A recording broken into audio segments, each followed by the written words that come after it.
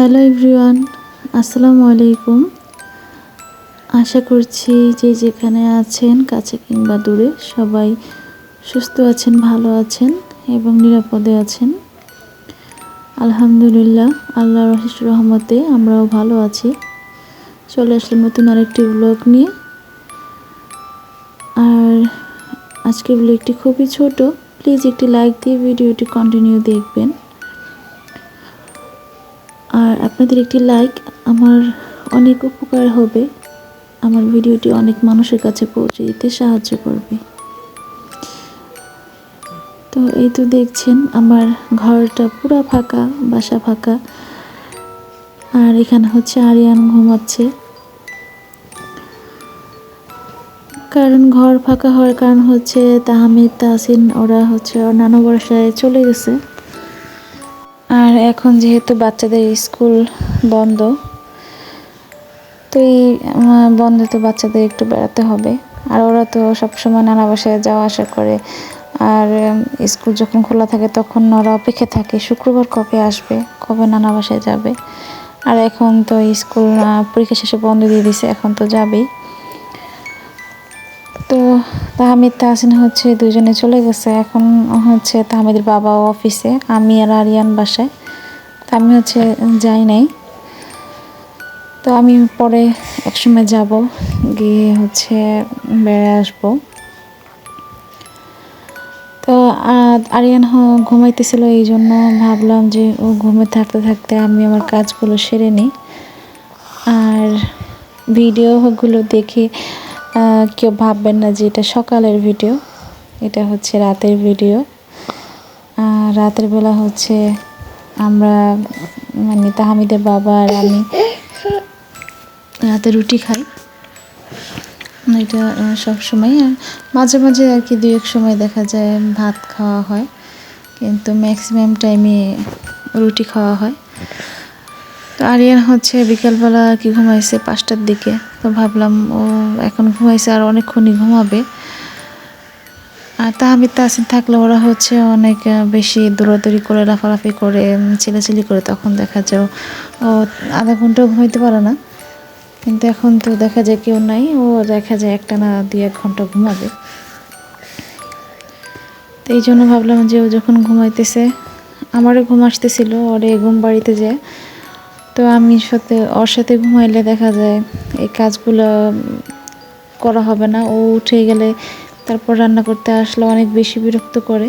রান্না করে দেখা যায় যে কাজটা আমি খুব দ্রুত করতে পারবো সেটা ওর জন্য করা যায় না, কোলে উঠতে চায় বারবার, হাত থেকে এটা ওরা নিয়ে যায়। তো এই জন্য ভাবলাম যে আগে কাজগুলো সেরে নিই। আর এগুলো হচ্ছে শালগম ভাজি। শালগম আর কি চিকন চিকন করে কেটে নিছি, আর সাথে 2-3টা ছোট ছোট আলু দিছিলাম।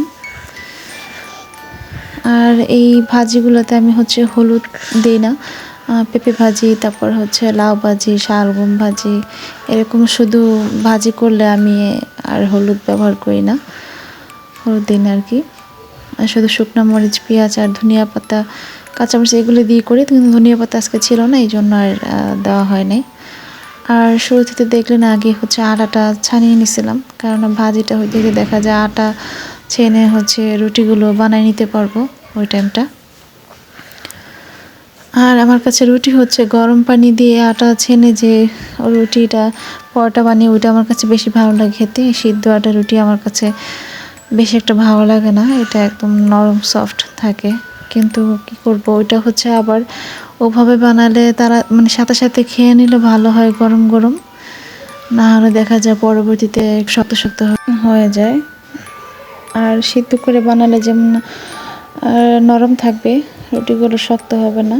আর তাহমিদের বাবা আবার নরম রুটিটাই বেশি পছন্দ করে সিদ্ধ করে বানালে, আর ওইটাও পছন্দ করে। ওইটা মানে যখন পরোটা খায় তখন ওইটা আর কি খেতে ভালো লাগে। আর এটা হচ্ছে সিদ্ধ করে রুটি, এটা মানে তেল দিয়ে পরোটা বানাইলে এটা খেতে ভালো লাগে না, একদম নরম নরম চা দিয়ে খেতে। আর আমি যেহেতু চা দিয়ে খাই, এটা আর আমি মজা পাই না।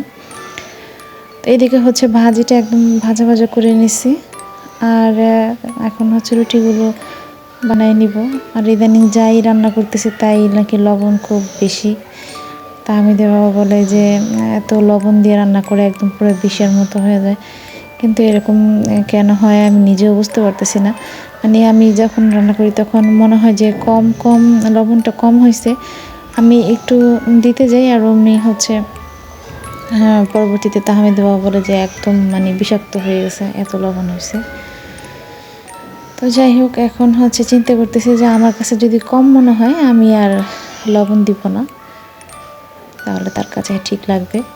তো ওরকমভাবে আজকে দুপুর রান্না করলাম, তখন আবার বলতেছে লবণ কম হয়েছে। মানে কি যে যন্ত্রণার মধ্যে আছি এখন।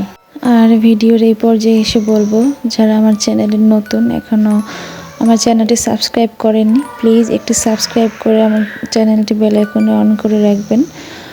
আর যারা আগে থেকে করে আছেন তাদেরকে অনেক অনেক ভালোবাসা। তো চলে আসবো পরবর্তীতে নতুন কোনো ভিডিও নিয়ে। সেই পর্যন্ত সবাই সুস্থ থাকেন, ভালো থাকেন এবং নিরাপদে থাকেন, আর আমাদের জন্য দোয়া করবেন।